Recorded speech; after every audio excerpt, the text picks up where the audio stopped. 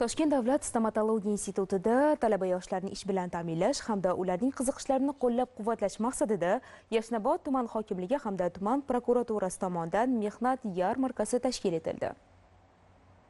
Talabalik yillaridan boshlab ishga joylashish, o'qish barobarida tajriba oshirishga xizmat qiladi. Bu orqali yoshlar oliygohni tamomlagandan so'ng endi qayerda ishlasam ekan, qayerga murojaat qilsam ekan degan savollar bilan bir joyda turib qolmaydi. Oladigan daromad ham zarar qilmaydi albatta. Ayni shu maqsadda tashkil etilgan maxsus yarmarka Toshkent davlat stomatologiya instituti talaba-yoshlarini qiziqishlarini oshirdi. Unda tuman tibbiyot birlashmasi xodimlari, aholi bandligiga ko'maklashish markazi jamoasi jalb qilinib, yoshlar bilan ochiq muloqot olib bordi. Kelib mana talabalar bilan hozir uchrashyapmiz, suhbatlashyapmiz.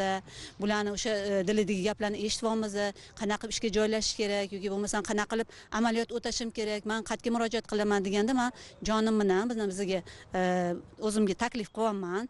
Tadbir davomida 20 dan ortiq talabaning imkoniyati o'rganilib, kerakli yordam ko'rsatilishiga kelishib olindi. Tuman prokuraturasi va Yoshlar jamg'armasi fondi tomonidan 3 nafar tashabbuskor o'quvchilarga notebook sovg'a qilindi. Shuningdek, tashkilot rahbarlari talabalarni qiziqtirgan barcha savollarga javob berdi. Bu kabi maxsus tadbirlar tumanda davom etishi aytib o'tildi.